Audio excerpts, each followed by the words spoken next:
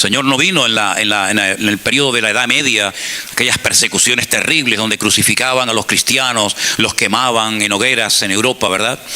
No vino en aquella generación, pero la Biblia nos enseña que Él no retarda su promesa. Según algunos la tienen por tardanza.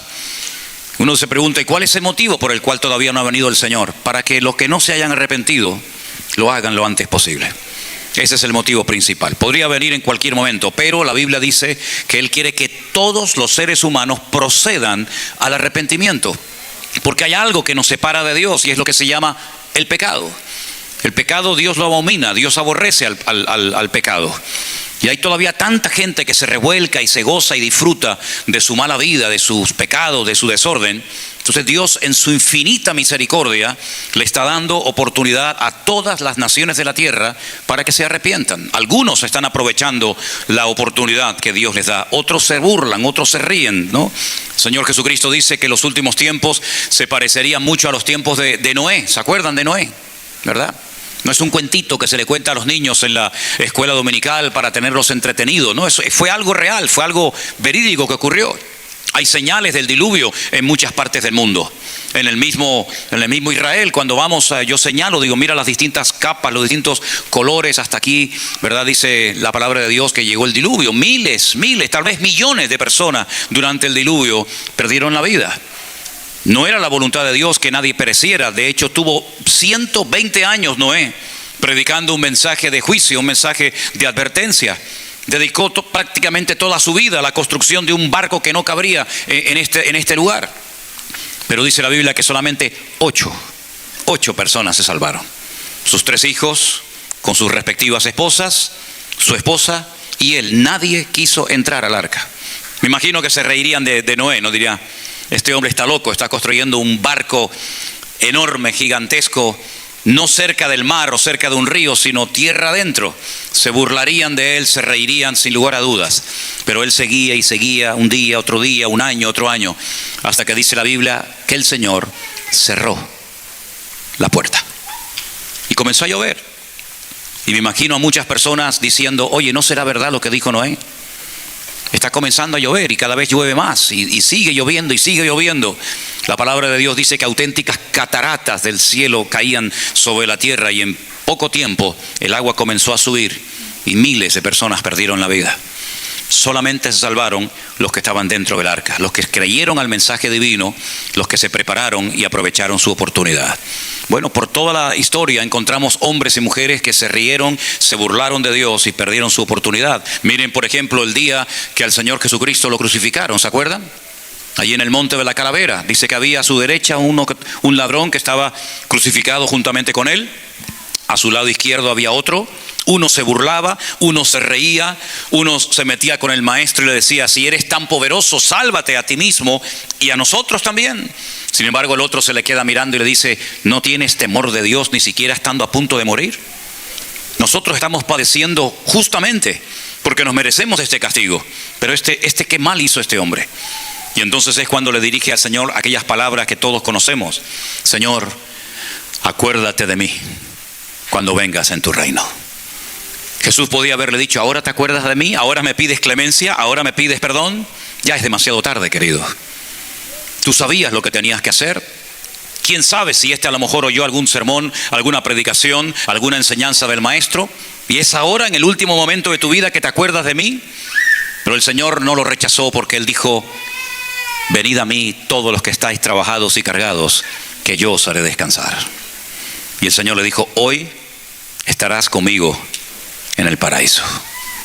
Uno, mirando al Señor, perdió la oportunidad de su vida. El otro aprovecha el último instante, el último minuto de su vida para recibir a Cristo en su vida. Y lo veremos cuando lleguemos a la eternidad, a la presencia del Señor. Yo espero que todos y cada uno de los que están en esta sala en esta mañana tengan sus nombres inscritos en el libro de la vida. Que nadie diga, perdí mi oportunidad. Escuchaste predicaciones, tal vez tu madre, tu abuela, tu primo, un amigo, un compañero de trabajo te hablaron del Señor, pero nunca quisiste entregarle tu vida a Cristo. Deseo y hemos orado para que en esta mañana los que no hayan tomado esta decisión, que es la más, amén y amén. Los que estuvieron ayer por la noche aquí en este mismo salón saben que el Señor puso en mi corazón que les hablara acerca de un personaje llamado en hebreo Yivó o Ivó, pero que nosotros lo conocemos con el nombre de Job. Es el libro más antiguo de la Biblia. Un personaje que, como decía anoche, solamente repasamos un poquito, se acostó rico y se levantó pobre. Se acostó sano y se levantó enfermo. Y en cuestión de pocos días perdió los 10 hijos que tenía, 7 varones y 3 hembras. Lo perdió absolutamente todo. La realidad del mundo espiritual en la vida de Job y en el libro de Job es realmente extraordinaria. Probablemente Job no entendía nada.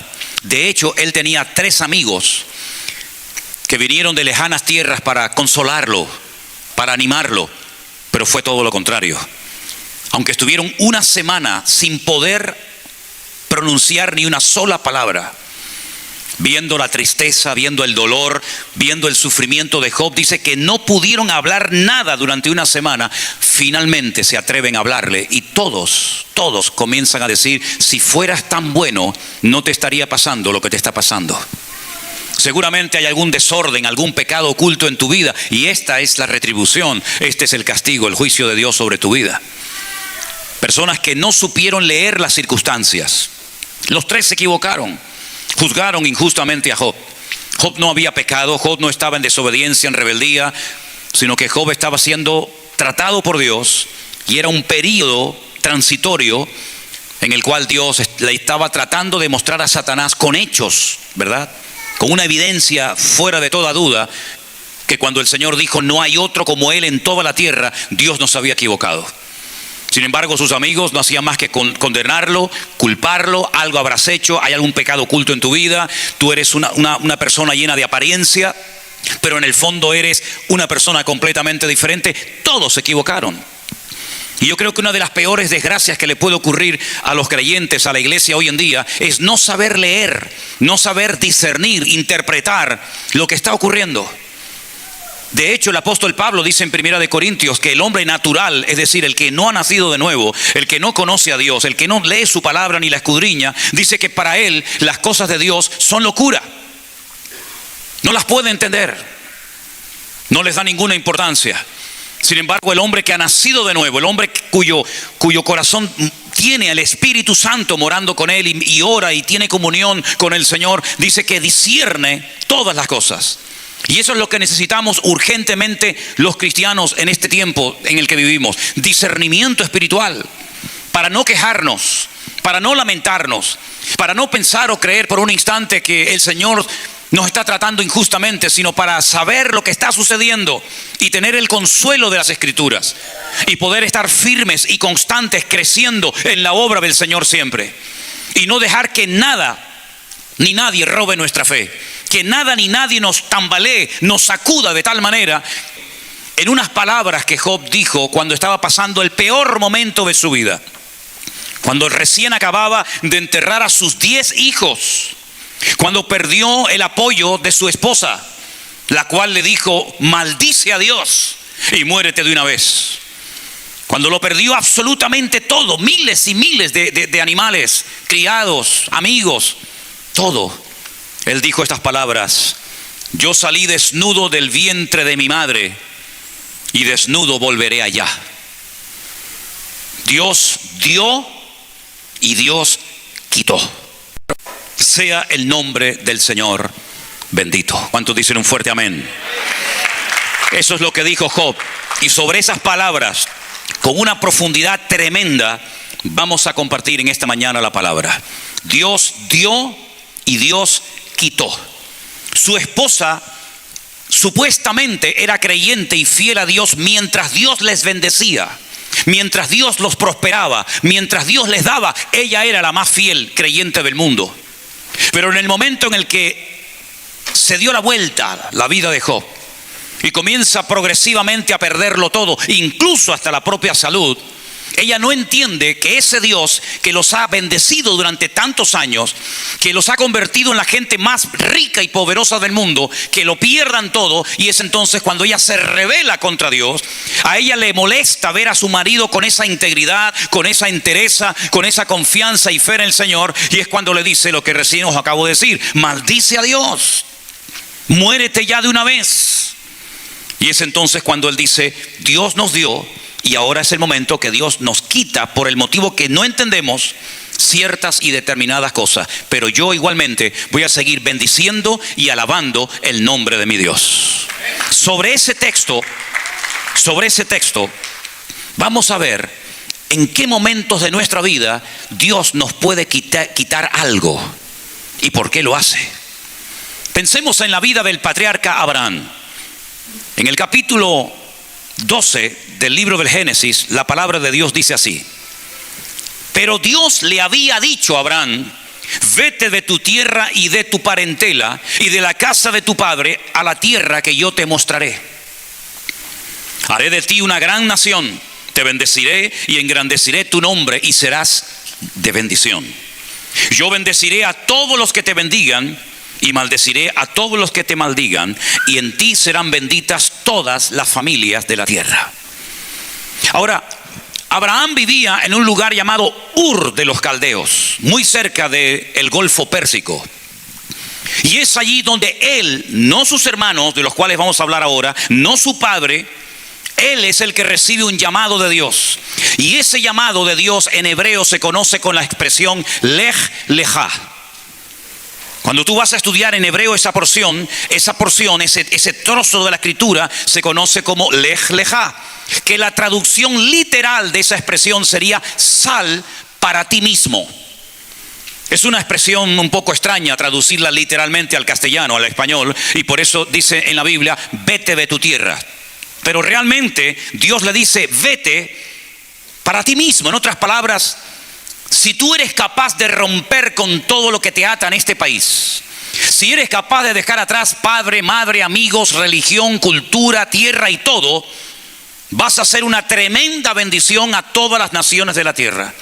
Es decir, aunque parezca, porque hay bendiciones que estaban reservadas para él, siempre y cuando él estuviera dispuesto a pagar el precio. Las bendiciones están allí. El país que te voy a regalar está allí. Se llama Canaán. Ese país recibe varios nombres en la Biblia: Canaán, la tierra que fluye leche y miel, Israel, etcétera, etcétera. Pero mientras tú no salgas de tu confort, mientras tú no salgas de tu estabilidad, esas bendiciones no las vas a conseguir, no las vas a alcanzar, porque tú eres el que tienes que ir a buscarlas donde Dios quiere que vayas a buscarlas. Ahora, nosotros cuando leemos el llamado de Abraham, cometemos, yo creo que la equivocación de arrancar desde el capítulo 12, verso 1. Pero realmente, para poder entender esto, hay que ir unos versículos antes. Y quiero que presten atención a estos versículos del capítulo 11 de Génesis, donde dice lo siguiente: murió Harán antes que su padre Taré murió en la tierra de su nacimiento, en Ur de los Caldeos. Quédense con este detalle, con este dato. Yo creo que ustedes pueden recordar esta información que les voy a dar. El padre se llamaba Taré, dígalo conmigo, Taré. Tenía 3 hijos. El más conocido, Abraham. El segundo era Aram. Y el tercero era Harán. Muere en Ur de los Caldeos. Y dice la Biblia en el versículo 29 que tomaron a Abraham y Nacor, ya el otro había muerto, mujeres. El nombre de la mujer de Abraham era Sarai, y el nombre de la mujer de Nacor, Milca, que era hija de Harán. Tomó Taré a Abraham su hijo, y a Lot, el hijo de Harán, el hijo de su hijo, y a Sarai su nuera, mujer de Abraham su hijo, y salieron con ellos de Ur de los Caldeos para ir a la tierra de Canaán. Ese era el objetivo. Salimos de aquí, dejamos nuestras propiedades, dejamos nuestra casa para ir a otro país que se llama la tierra de Canaán. Esa era la meta, ese era el objetivo. Un recorrido enorme, meses y meses viajando. Y dice que salieron de Ur de los Caldeos para llegar a la tierra de Canaán, y llegaron hasta un lugar que lo llamaron Harán. ¿Quién era Harán? El hermano de Abraham, el hijo de Taré. Llegan a un lugar que es justo la mitad La mitad entre ese lugar y Ur de los Caldeos es casi idéntica a la misma distancia que hay entre Harán y la tierra de Canaán. Es decir, llegaron a la mitad del recorrido. Supongamos que tenían que recorrer, por poner una cifra, 3.000 kilómetros. Cuando llegaron a una parada y había como 1.500 kilómetros, se detuvieron. Y en ese lugar donde se detienen, donde echan raíces, donde se olvidan del objetivo de ir a Canaán, el padre lo llama Haram o Harán. Exactamente el mismo nombre del hijo que él había enterrado en Ur de los Caldeos. Tal vez tenía tanto dolor este padre por haber dejado atrás a uno de sus hijos, que para no olvidarlo nunca, a ese lugar donde él llegó y se estableció, le puso exactamente el mismo nombre del hijo que había fallecido, del hijo muerto de Harán. Pero si uno observa y si uno presta atención, a continuación dice que al que había el Señor llamado no era ni Harán, ni a Nacor, ni a Taré, ni a Lot, sino había llamado a Abraham. Dios le había dicho a Abraham: sal de tu tierra y de tu parentela y de la casa de tu padre a la tierra que yo te mostraré. Las promesas no son para toda la familia, las promesas son para él y su descendencia. ¿Por qué se detuvo Abraham en Harán? Nadie lo sabe.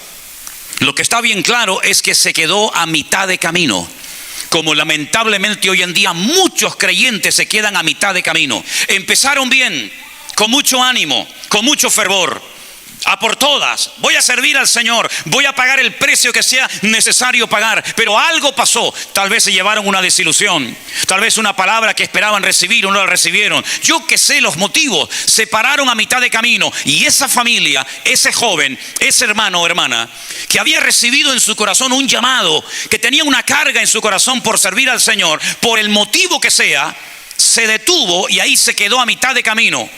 Ni avanza ni retrocede, sino que se quedó estancado en su desarrollo y en su crecimiento espiritual. Eso es lo que la Biblia llama en el libro del Apocalipsis los cristianos o las iglesias tibias, que no son ni fríos ni calientes, sino tibios.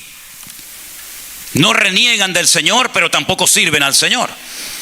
No reniegan de su fe ni de la palabra del Señor, pero tampoco la interiorizan y tampoco la llevan a la práctica todos los días de su vida. Y el Señor dice que a ese tipo de personas, los tibios, los vomitará de su boca. Y ese fue el problema de la última iglesia mencionada en la Biblia, la iglesia de Laodicea. Una iglesia que dice que se había enriquecido, que habían prosperado, que tenían de todo, hasta el punto que decían: nos hemos enriquecido y no tenemos necesidad de nada. Pero cuando el Señor le habla, cuando el Señor la confronta, le dicen: ustedes no saben nada, ustedes no entienden nada. Han perdido el discernimiento, la capacidad de poder entender las circunstancias. Y dice: ustedes son pobres, ciegos, desnudos, miserables y desventurados. Los 5 adjetivos que utiliza el Señor para definir la realidad de la iglesia de la Odisea no coinciden en lo más mínimo con el concepto que tenía la iglesia de sí misma. Y eso es lo que le pasa a muchos creyentes, que por haberse enredado en las cosas de este mundo, por dedicar poquísimo o prácticamente nada de tiempo a escudriñar y a estudiar las Escrituras, a tener comunión con el Señor, a prepararse para poder servir al Señor, terminan enfriándose de tal manera que sus vidas no crean ningún impacto. Pasan desapercibidos, se llaman cristianos, pero no viven como cristianos. Que fue otro de los problemas que tuvo una de las iglesias del Apocalipsis. Cuando el Señor le habla, le dice: ustedes tienen nombre de que viven, pero ustedes están muertos hace mucho tiempo. Y eso fue lo que le pasó a Abraham. Salió porque él había recibido un llamado, unas promesas tremendas que Dios no le había hecho a nadie hasta ese momento. Pero él sigue a su padre. Su padre, por el motivo que ignoramos, se detiene en un lugar que lo bautiza con el nombre de Harán, y allí se quedaron. Pero allí es donde el Señor le recuerda que el llamado ya él lo había recibido. Por eso el tiempo del verbo está en pasado. Ahí no dice que Dios está llamando a Abraham, sino ahí el Señor le recuerda el llamado de Abraham, diciéndole: pero el Señor le había dicho a Abraham: sal de tu tierra y de tu parentela. Y la palabra de Dios nos enseña que Abraham finalmente logró salir de ese lugar rumbo a la tierra prometida. Claro, para poder obtener ciertas y determinadas bendiciones en la vida, escuchen esto, para que no te lleve después ninguna desilusión. repito, para recibir ciertas y determinadas bendiciones en la vida, tú tienes que ser tremendamente probado, mi hermano. Dios nos tiene que sacudir y triturar y podar en muchas áreas y aspectos de nuestra vida. Porque si quieres realmente crecer y madurar en el Señor, lo primero que Dios hará con nosotros es probarnos en todas y en cada una de las áreas de nuestra vida. Y todas esas pruebas siempre vendrán para nuestro beneficio, para nuestro desarrollo, para nuestro crecimiento espiritual. Y hay creyentes que se enojan, que se enfadan con Dios cuando están siendo probados, porque no entienden lo que está pasando. Sin embargo, la Biblia nos enseña que Abraham tenía que perder y cambiar en muchas cosas para poder recibir la tierra de Canaán como herencia y para poder ser un hombre de bendición tanto para sí mismo, para su familia y para todas las naciones de la tierra. ¿Quieres ser probado? ¿Quieres crecer? ¿Quieres madurar? ¿Quieres recibir más gloria y presencia y gloria del Señor en tu vida? Entonces tienes que entrar en una etapa en la que Dios te va a probar en lo económico para que aprendas a vivir por fe y no en God we trust. Para que aprendas a depender del que decimos tantas veces, Él es el Rey de Reyes y el Señor de los Señores. Para que aprendas lo que significa decir, el justo por la fe vivirá, que muchos lo saben, pero no saben realmente llevar eso a la práctica. Para que cuando leas o recites en alta voz el Salmo 23, no digas mentiras cuando dice, el Señor es mi pastor y nada me faltará. Para que aprendas a estar firme en medio de cualquier circunstancia, dolor o sufrimiento de la vida, sabiendo que por un camino vendrán y por 7 huirán. Y aunque acampase un ejército alrededor de tu familia o de tu vida, nunca tendrás ningún temor, porque Él va a ser tu luz y Él va a ser tu salvación. Todo eso lo sabemos, la teoría, pero falta llevarlo a la práctica, mi querido hermano. Y por eso la vida de Abraham es un continuo dejar cosas. Tengo que dejar la casa, tengo que dejar a mi padre, tengo que dejar la herencia que podría haber recibido del viejo si me hubiera quedado en casa hasta el día de su muerte. Lo fue dejando todo por el camino. Y cuando uno piensa que ya Abraham está vacío y ya no hay nada que dejar en la vida, aún hay cosas que dejar, aún hay cosas que entregarle al Señor. La Biblia nos enseña que Él iba a ser una bendición a todas las naciones de la tierra. Por lo tanto, indirectamente, el Señor le está diciendo que Él va a tener que tener hijos, descendencia. Pero hemos leído en esta mañana que Abraham se casó con Sara, pero dice en el texto 30 que Sara era estéril, no podía tener hijos. Por consiguiente, hay un obstáculo natural. Por muchas promesas, por muchas bendiciones que Dios tenga para mi vida, humanamente hablando, no las voy a ver cumplidas en mí, porque mi mujer es un freno en el plan de Dios, humanamente hablando. Porque mi mujer no puede dar a luz hijos y por lo tanto, ¿cómo se va a cumplir el propósito de Dios en mi vida? Hermano, Dios tiene siempre todo bajo control. ¿Cuántos dicen amén? Dios no se equivoca nunca. Tú no tienes que cambiar de marido. No me aplaudan porque me hacen perder el tiempo. No tienes que cambiar de marido porque resulta que ahora te has dado cuenta que es inconverso y no te apoya espiritualmente. No estés jugando con fuego porque vas a terminar quemándote. Tú lo que tienes que hacer es cambiar aquí adentro y cambiar en tu corazón. Y si el Señor tiene que tocar a tu esposo, a tu esposa, a tu hijo, a quien sea, tú no te preocupes, que el Señor sabe cómo hacerlo 1000 veces mejor que tú. Un minuto en la presencia de Dios puede cambiar a un hombre, derretir su corazón, lo que no hacen 10,000 palabras o consejitos o bibliazos en la cabeza de su esposa, su marido. Mi mujer es estéril, ¿qué hago entonces? Pero Dios ha dicho que voy a ser padre de multitudes. ¿Pero cómo? Una mujer, que a veces las mujeres parece mentira, pero es la verdad, tienen más sentido común y más olfato para las cosas que los hombres. Cuando ella recibe una promesa tremenda de que ella va a ser la mujer portadora de la semilla del Mesías, ella dice, pero si ni siquiera estoy casada, yo estoy comprometida con un señor llamado José, con el cual algún día me casaré. Pero si yo me quedo embarazada antes de casarme con él, me pueden matar a pedradas, me van a echar de mi casa, voy a ser cuestionada durante toda la historia de la humanidad. Pero tú me has dicho que voy a ser la portadora del Mesías y que todas las mujeres me dirán bienaventurada. ¿Cómo será esto, Señor? Porque yo no conozco varón. Humanamente hablando, uno dice, pero ¿cómo va a suceder todo esto? Es demasiado grande para la ciencia médica, es una locura, esto es un disparate. Pero Dios dijo, el que cree en el Señor, todo le es posible. Y ahora Abraham se da cuenta de que su esposa es estéril, pero él es el portador de una promesa que va a bendecir a todas las naciones de la tierra. ¿Pero cómo? Su esposa entonces, en esta ocasión, se equivocó. Y según la costumbre de la época, trae a una criada llamada Agar, para que ésta mantenga relaciones con Abraham. Y Abraham, que era un hombre muy obediente, le dijo a su esposa, sí señora, lo que tú digas. Y la criada Agar, que era de Egipto, él se fue de Egipto, pero Egipto se le metió en la casa. Se queda al poco tiempo embarazada. Y cuando ya el viejo está contento y alegre, que porque por fin se va a cumplir la promesa del Señor, el Señor le habla y dice, esto no es lo que yo te había prometido. Yo no me muevo de esa manera. Eso es tu plan, tu proyecto, tu idea de vida, pero este no es el hijo de la promesa. Esto es lo que tú has conseguido con esta muchacha.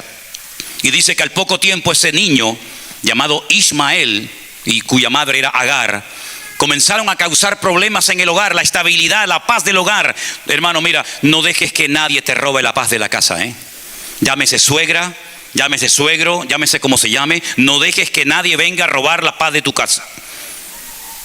El Señor le dice a través de Sara, en esta ocasión sí acertó, expulsa, echa a la madre y al hijo y volverá a venir la paz a este hogar. Para Abraham aquello fue una bomba. Él no podía dar crédito a lo que su esposa le estaba diciendo. Y él va a hablar, a consultarle al Señor. Y el Señor le dice, hazle caso en esta ocasión.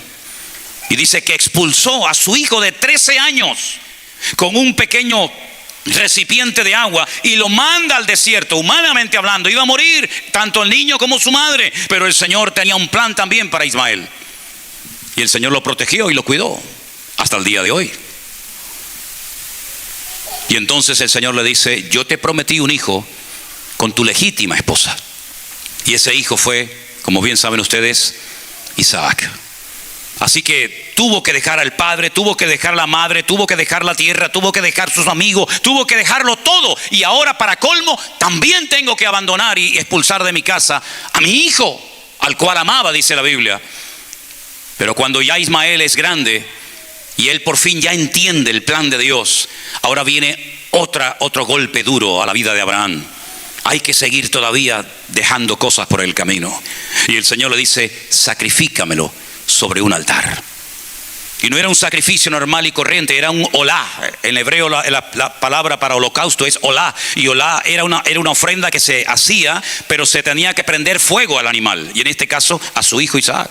Y él no duda, él no cuestiona a Dios. Él camina 3 días desde el sur de Israel, desde la ciudad de Beersheba hasta llegar al monte Moriah en Jerusalén, y está dispuesto a sacrificar a su hijo. Y él tiene que aprender que no hay familia, ni amigos, ni trabajo, ni hijos, ni nada que tiene que ocupar el lugar primero en nuestras vidas. Y si comenzamos a analizar en profundidad toda la vida del patriarca Abraham, es una continua pérdida, dejando una cosa, dejando otra cosa, dejando un hijo, dejando padre, dejando madre, pero al final, por cada cosa que dejaba, Dios lo honraba y Dios lo bendecía. En otras palabras, no tenga miedo de desprenderse de algo, porque probablemente hasta que ese algo no sea quitado de su vida, hasta que esa atadura no sea quitada de su familia, hasta que usted no aprenda a confiar 100% en el Señor, será un cristiano como muchos, pero no será un cristiano poderoso en el Señor. No recibirá mayores bendiciones y recompensas del Señor, porque hay ciertas cosas que vienen sin pedirlas, pero hay otras que vienen después de haber pagado un altísimo precio. Y el precio no es económico, por si alguien está pensando en eso. El precio es la obediencia, el someterme a Dios, el fiarme de Dios, el saber que si yo dejo esto o aquello, lo que Él me pida, el Señor me va a honrar y el Señor me va a bendecir. Porque dice la Biblia que Él es galardonador de los que le buscan, y el que fue fiel en lo poco, Dios lo pone sobre mayores cosas. Ahora denle un fuerte aplauso al Señor, que es el que se merece la honra y la gloria. Aleluya. A Él la gloria, la alabanza y el honor. Pero a veces queremos tenerlo todo, ¿verdad? Queremos controlarlo todo. Y me viene a la cabeza aquel muchacho sincero, honesto, religioso, que se acercó un día al Señor Jesucristo y le dijo, maestro bueno, ¿qué tengo que hacer para heredar la vida eterna? Qué interesante pregunta, ¿verdad? Y le dijo el Señor, bueno, si te interesa tu crecimiento y tu desarrollo espiritual, guarda la palabra, guarda los mandamientos. Y le dijo, ¿cuáles, Señor? Porque los judíos tenían y tienen en la Torá, en el Pentateuco, 613 mandamientos. ¿Con qué mandamientos tengo que ponerme a trabajar? Y el Señor le menciona, le da una pequeña lista de mandamientos y le dice, todo esto que me estás pidiendo, todo esto que me estás diciendo, yo lo he cumplido desde mi juventud. Y el Señor le dice, ¿sabes qué? Pero aún te falta una cosa. Y él abre los oídos y le dice, bueno, dímela, ¿qué me falta? Y el Señor le dijo, vende todo lo que tienes, dáselo a los pobres, y cuando lo hayas hecho, ven y sígueme. Y es la única persona en todo el ministerio de Cristo que se fue peor de lo que vino después de haber visto y hablado con el Señor. Dice la Biblia que se fue muy triste. Toda la gente cuando iba al Señor, el que venía triste se iba alegre. El que venía paralítico se iba andando, corriendo. El que venía mal se iba bien. El que venía sucio por la lepra se iba limpio y transformado. El que venía tomado por demonio se iba libre en el nombre del Señor. Pero este se va peor de lo que vino. ¿Por qué? Porque no quiso poner en práctica la palabra del Señor. Y el Señor cuando se va dice que lo amó y le dijo a sus discípulos, qué difícil es entrar en el reino de los cielos un rico. No es que todo el mundo tenga que desprenderse de sus cosas para seguir al Señor, pero en tu caso, esto es lo que yo te estoy pidiendo que hagas. Podía haber llegado a ser un gran discípulo, pero perdió una oportunidad histórica en su vida. Ni siquiera la Biblia dedica un segundo de tiempo para decirnos cómo se llamaba este muchacho, o qué edad tenía, o de qué tribu era. Nada, se acabó la conversación. Dice la Biblia que solamente los valientes son los que van a heredar el reino de Dios, y los cobardes no tienen lugar ni cabida en el reino del Señor. ¿Usted quiere ser un cobarde, un gallina, o quiere ser un valiente? Yo he conocido a mucha gente que ha sido muy valiente para tomar y probar todo tipo de drogas y de sustancias.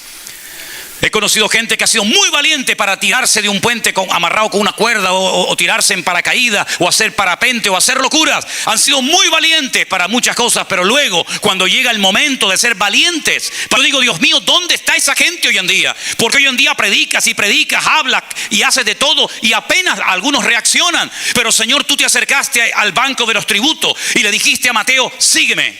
Una sola palabra, no le prometió nada, no sintió nada, no vio nada, pero oyó el llamado del Señor, sígueme. Y dice la Escritura a continuación, y levantándose, dejándolo todo, le siguió. ¿Dónde está esa gente hoy en día? ¿Dónde está esa gente valiente que son capaces de dejar lo que sea si el Señor me lo pide? No guiados por impulsos o emociones o sentimientos, sino personas que se fían de Dios y le dicen, yo creo a Dios, yo le creo a mi Dios, y sé que si en el mundo no pasé hambre, en Cristo el Señor, que es mi pan de vida, suplirá todas y cada una de mis necesidades. No le temen a nada ni a nadie. Pero lamentablemente ese tipo de creyentes escasean hoy en día, en todas partes donde vayas, da igual, América, Europa, África, donde sea.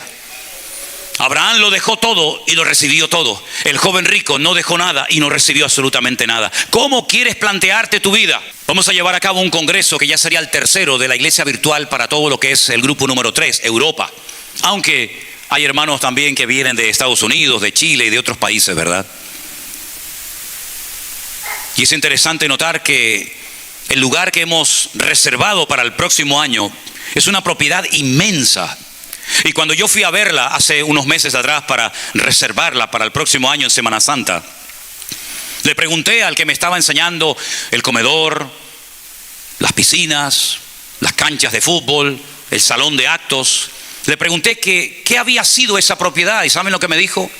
Esto fue un seminario católico de los maristas. Yo estuve en los maristas en Venezuela cuando estudiaba allí. Y me dice, aquí llegaron a ver 400 curas o futuros curas, sacerdotes, preparándose para el día de mañana servir a Dios en la iglesia católica.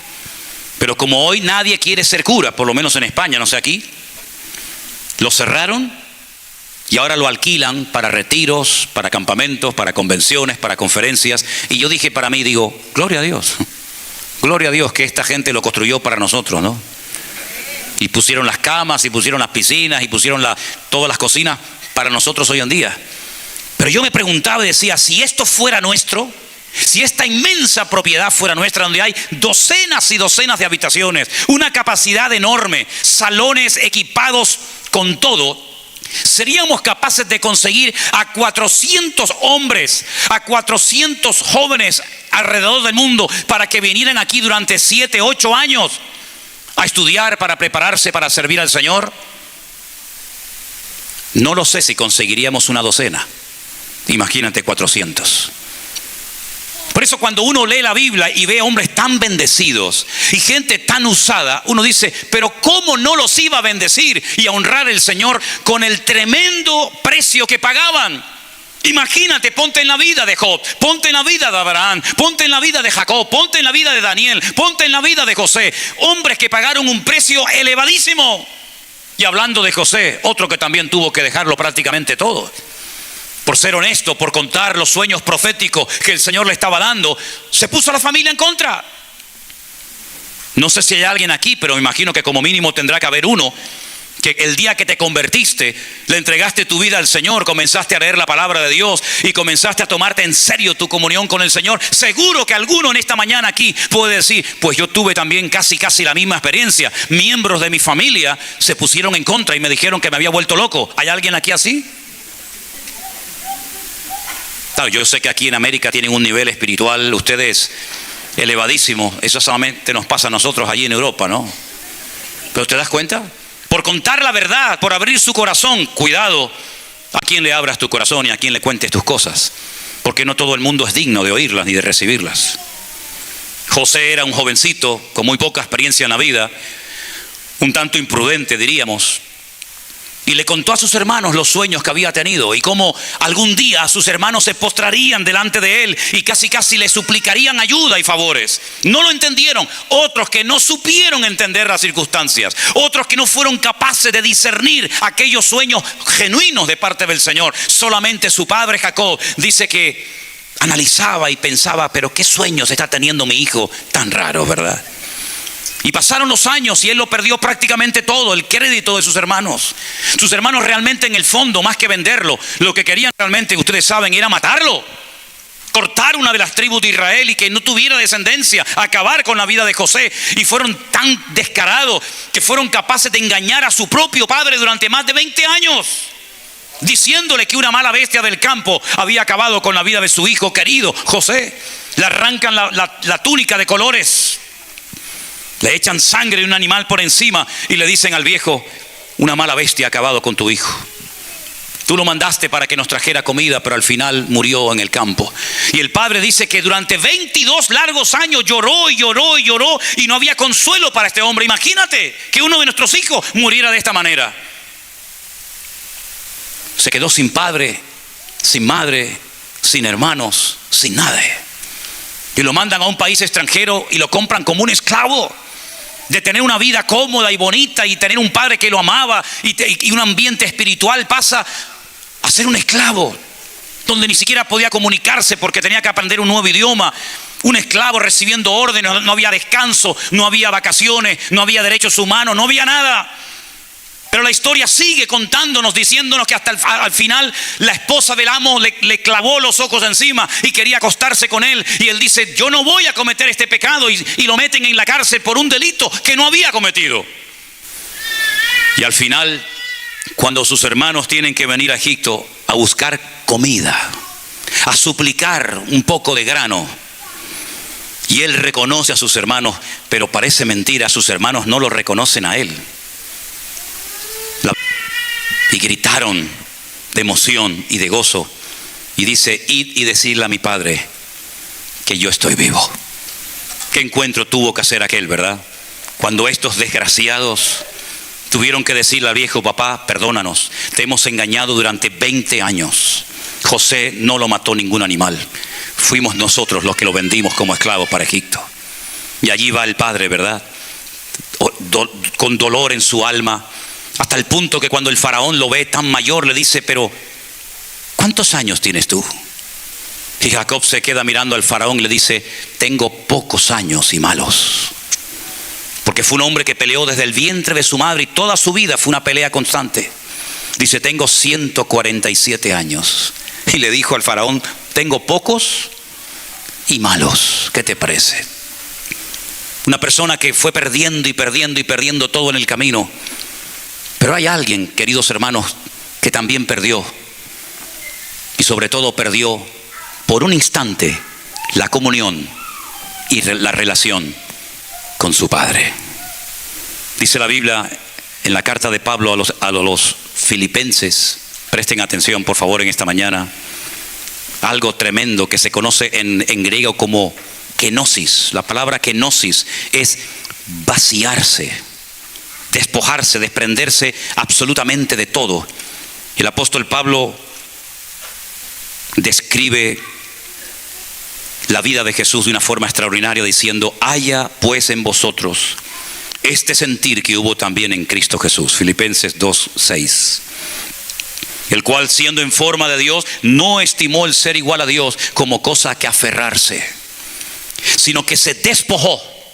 Una versión más antigua de la Biblia, la de 1909, dice se anonadó, se hizo nada. Aquí dice se despojó a sí mismo, tomando forma de siervo, hecho semejante a los hombres. Y estando en la condición de hombre, se humilló a sí mismo, haciéndose obediente hasta la muerte y muerte de cruz. Fíjate todo lo que fue perdiendo el Hijo de Dios por el camino. Tuvo que dejar la gloria, la eternidad, al Padre, todo eso para venir a este mundo a dar su vida por nosotros. Pero ¿cuál es la recompensa del Padre al Hijo? Por lo cual Dios le exaltó hasta lo sumo y le dio un nombre que es sobre todo nombre, para que en el nombre de Jesús se doble toda rodilla de los que están en los cielos, en la tierra y aún debajo de la tierra, y toda lengua confiese que Jesucristo es el Señor, para gloria de Dios el Padre. Nunca nadie que se ha atrevido a jugársela por el Señor, a dejar algo por el amor a Dios y su obra y su palabra, ha perdido, sino más bien todo lo contrario. Por eso para ganar hay que perder. Hasta que no pierdas, hasta que no aprendas a depender única y exclusivamente del Señor, difícilmente tu vida pegará un crecimiento y un desarrollo espiritual tremendo en tu vida. Tenemos la mala costumbre de creer que por lo que tenemos ya podemos vivir tranquilos y seguros. Y yo recuerdo las palabras de nuestro Señor Jesucristo cuando dijo, necio, ¿de qué sirve que hayas ensanchado tus graneros y que te haya sonreído la vida y seas un hombre rico y próspero, si esta noche vienen a buscar tu alma? ¿Para quién va a ser todo esto? ¿Qué razón tenía Job cuando dijo, desnudo salí del vientre de mi madre y desnudo voy para allá? Porque dice la Biblia, y voy terminando, que a medianoche hay un momento en el que hay oscuridad total.